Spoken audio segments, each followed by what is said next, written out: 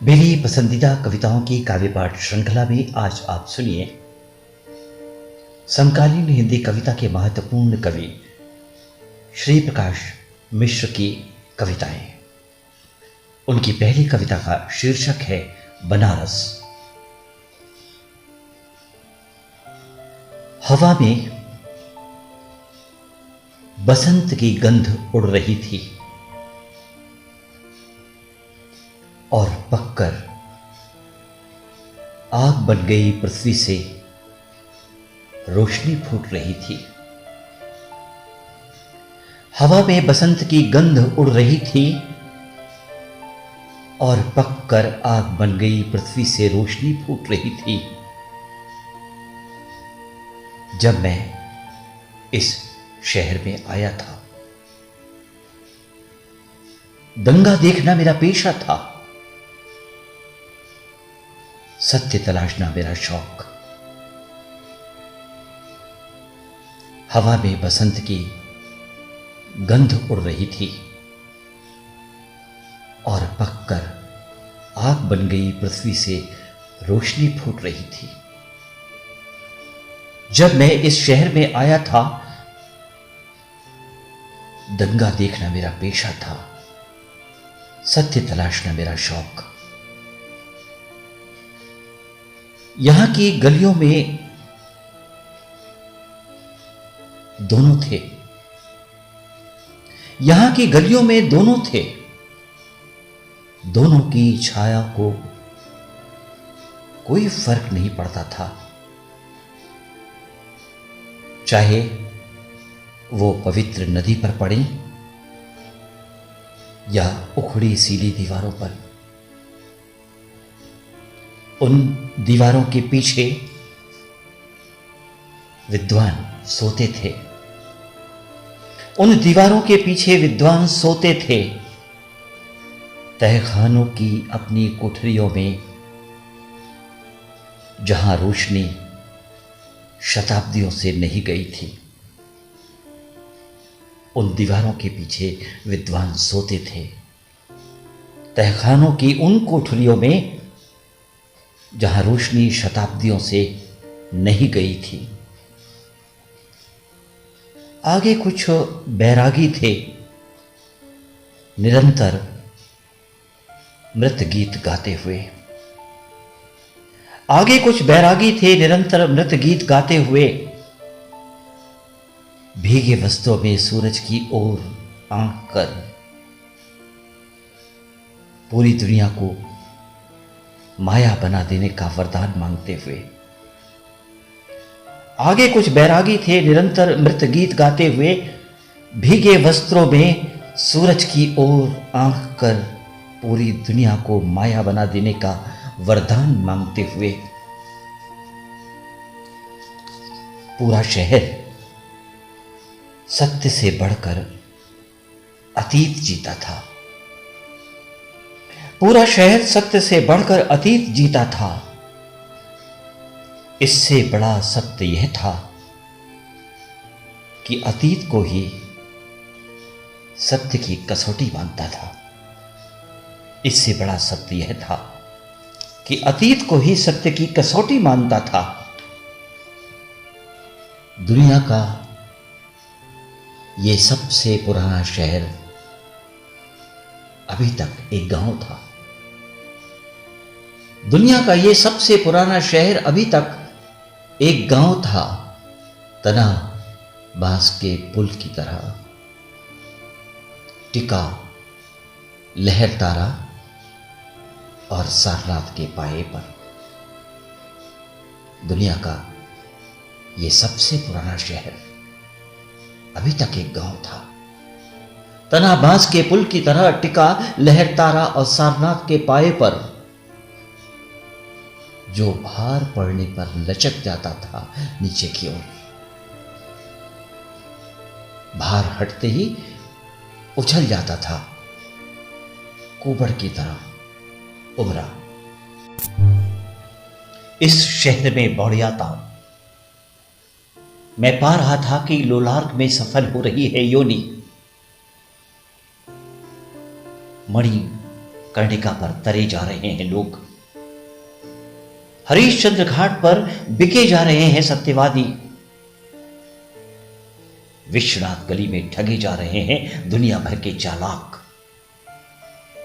इस शहर में बढ़ियाता मैं पा रहा था, इस शहर में बढ़ियाता मैं पा रहा था कि लोलाट में सफल हो रही है योनि। मणिकर्णिका पर तरे जा रहे हैं लोग, हरिश्चंद्र घाट पर बिके जा रहे हैं सत्यवादी, विश्वनाथ गली में ठगे जा रहे हैं दुनिया भर के चालाक। और सत्य था कि बिना किसी धर्म स्थल या कर्मकांड का दामन थामे हमारी आंखों की इज्जत से कतराता, किसी बुनकर के हाथ में, किसी गुंडा की लाठी में, किसी चांडाल की हांडी में, किसी बनिया के पट्टे खाते में, ब्रह्मा शंकर पांडे की कविता में कहीं दुबका पड़ा था। समय बीत रहा था और मेरे लिए उसे खोज पाना मुश्किल हो रहा था। समय बीत रहा था और मेरे लिए उसे खोज पाना मुश्किल हो रहा था। इसलिए मैं चला कोई और शहर उसकी तलाश में। जबकि चले आ रहे थे जाने कितने लोग, अपना शिखा सूत्र धारे, अपना सत्तू पिसान ला दे। इस शहर में उस सत्य की तलाश में समय बीत रहा था और मेरे लिए उसे खोज पाना मुश्किल हो रहा था।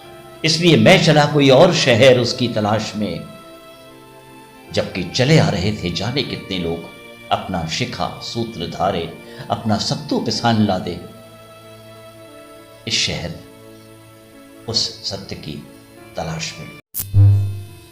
और अब सुनिए श्री प्रकाश मिश्र की एक और कविता। कविता का शीर्षक है इलाहाबाद। सूखी हुई गंगा थी और सूखी हुई जमुना थी, लेकिन सरस्वती बढ़ियाई थी। इसलिए करजन पुल से लेकर नैनी पुल तक इतराया हुआ मैला था। जब मैं इस शहर में आया, सूखी हुई गंगा थी और सूखी हुई जमुना थी, लेकिन सरस्वती बढ़ियाई थी। इसलिए करजन पुल से लेकर नैनी पुल तक इतराया हुआ मैला था। जब मैं इस शहर में फिर आया, शहर बदल रहा था। एक मंजिले बंगले की जगह गैरेज बन रहे थे। शहर बदल रहा था, एक मंजिले बंगले की जगह गैरेज बन रहे थे। कहीं कहीं पट्टे लग रहे थे। यहां खून पेशाब बदगम की जांच होती है। हमारे वीर को जांचने की कोई लेबोरेटरी यहां नहीं थी। सच पूछिए तो उनकी निगाह में वीर था ही नहीं। जिसके पास था उसके पास लट्ठ था, भैंस थी, महावीर की मूर्ति थी, मजार था और सड़क का चौड़ा सीना था। कहीं कहीं पट्टे लग रहे थे। यहां खून पेशाब बलगम की जांच होती है। हमारे वीर को जांचने की कोई लेबोरेटरी यहां नहीं थी। सच पूछिए तो उनकी निगाह में वीर था ही नहीं। जिसके पास था उसके पास लट्ठ था, भैंस थी, महावीर की मूर्ति थी, मजार था और सड़क का चौड़ा सीना था। नहीं चला था अंधड़, नहीं चला था अंधड़, नहीं आई थी बाढ़, कहीं जमीन भी नहीं धसकी थी। फिर भी जड़ समेत उखड़ गए थे फूलों के गाछ। नहीं चला था अंधड़, नहीं आई थी बाढ़, कहीं जमीन भी नहीं धसकी थी। फिर भी जड़ समेत उखड़ गए थे फूलों के गाछ। वहीं थी धरती, वहीं था आसमान, वहीं आनंद भवन। लेकिन जैसे दशकों से नहीं उगा था इंद्रधनुष, पतंग के पीछे दौड़ते नंग धड़ंग बच्चे गायब थे। पतंग के पीछे दौड़ते नंग धड़ंग बच्चे गायब थे। खट्टे की ढेलिया के पास से नहीं उठती थी कच्ची उम्र की बच्चियों की कचर पचर। पतंग के पीछे दौड़ते नंग धड़ंग बच्चे गायब थे। खट्टे की ढेलिया के पास से नहीं उठती थी कच्ची उम्र की बच्चियों की कचर पचर। हमारे कवि समय में भूख पर विलाप करती अघाई हुई औरतें थीं। हमारे कवि समय में भूख पर विलाप करती अघाई हुई औरतें थीं। क्रांति पर बात करते निठल्ले बुकसेलर थे। आरक्षण के बल पर नौकरी खोजते बेरौनक युवक थे। और एक पराई भाषा के बोझ तले दबे हुए शिशु हमारे कवि समय में। हमारे कवि समय में भूख पर विलाप करती अघाई हुई औरतें थीं। क्रांति पर बात करते निठल्ले बुकसेलर थे। आरक्षण के बल पर नौकरी खोजते बेरौनक युवक थे। और एक पराई भाषा के बोझ तले दबे हुए शिशु नरपुंगव थे जो शिलाएं बखोरते थे। नरपुंगव थे जो शिलाएं बखोरते थे। बुद्धिजीवी बाबूगिरी की भूमिका में थे।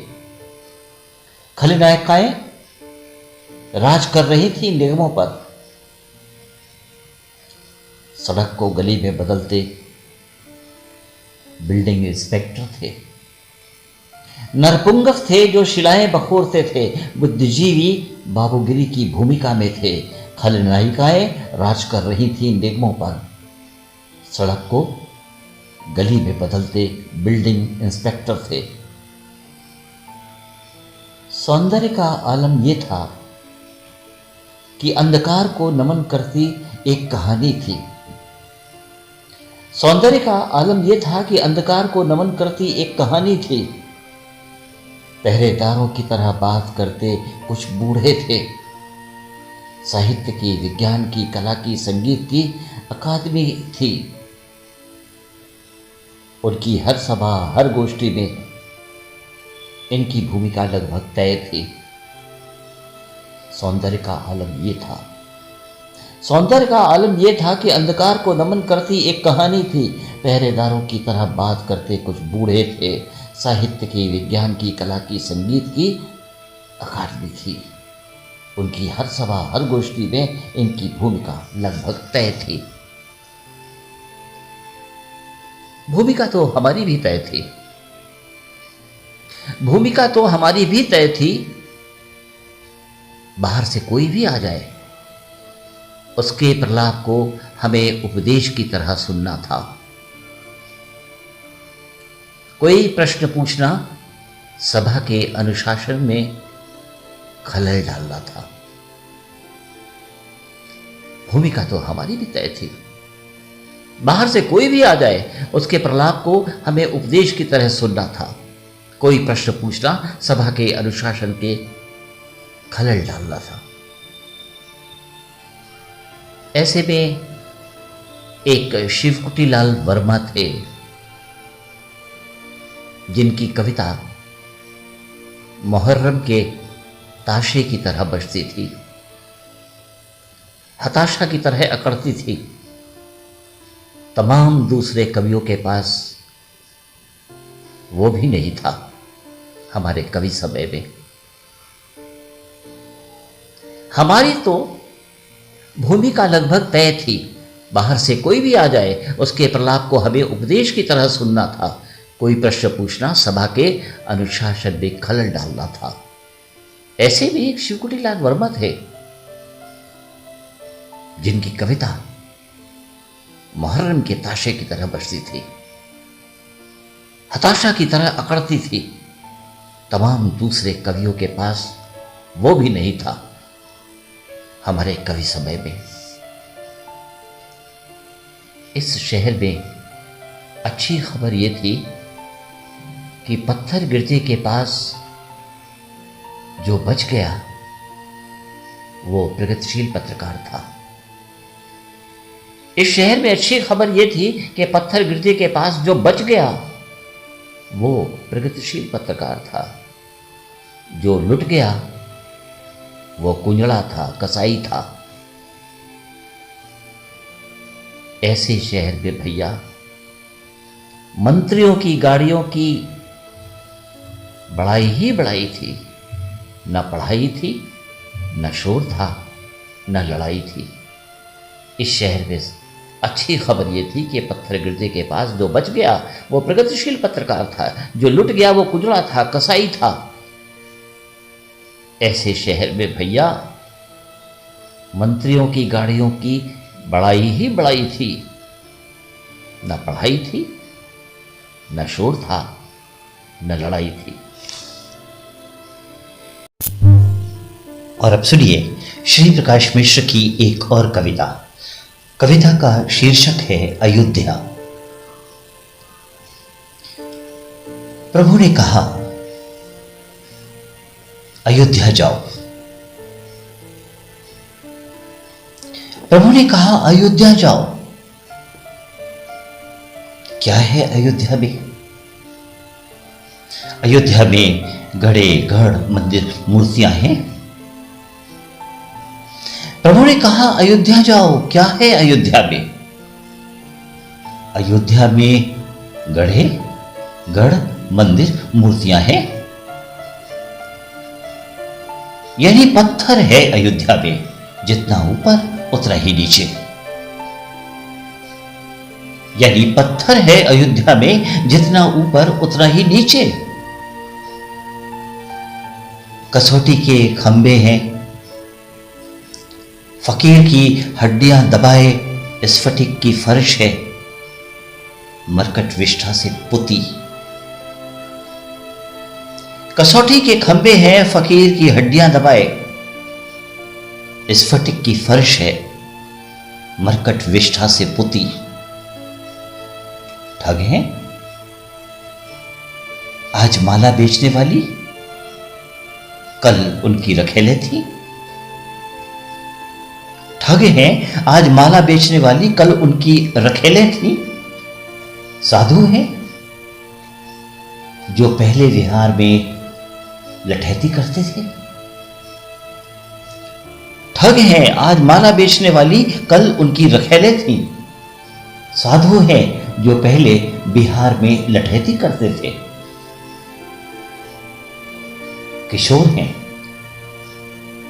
जो झुल्लोत्सव में राम की जोरू बनते हैं और महंत की गोद में सोते हैं। किशोर हैं जो झुल्लोत्सव में राम की जोरू बनते हैं और महंत की गोद में सोते हैं। हजार हजार लोग, लुगाई उनकी चरण रज से आंख आंचते हैं और परिक्रमा के दौरान रेल से कट मरते हैं। हजार हजार लोग, लुगाई उनकी चरण रस से आंख मांझते हैं और परिक्रमा के दौरान रेल से कट मरते हैं। गायक हैं जो भीख मांगते हैं। गायक हैं जो भीख मांगते हैं। व्यापारी हैं जो पड़ोसी को गाली देते हैं। अयोध्या में और भी कुछ है। अयोध्या में और भी कुछ है। अयोध्या में अशोक वाटिका नहीं है, कंचन मृग नहीं है, विभीषण नहीं है। अयोध्या में अशोक वाटिका नहीं है, कंचन मृग नहीं है, विभीषण नहीं है। अयोध्या में मंथरा है, धोबी है, गुप्तार घाट है। अयोध्या में अशोक वाटिका नहीं है, कंचन मृग नहीं है, विभीषण नहीं है। अयोध्या में मंथरा है, धोबी है, गुप्तार घाट है। प्रभु ने कहा अयोध्या जाओ, प्रभु ने कहा अयोध्या जाओ।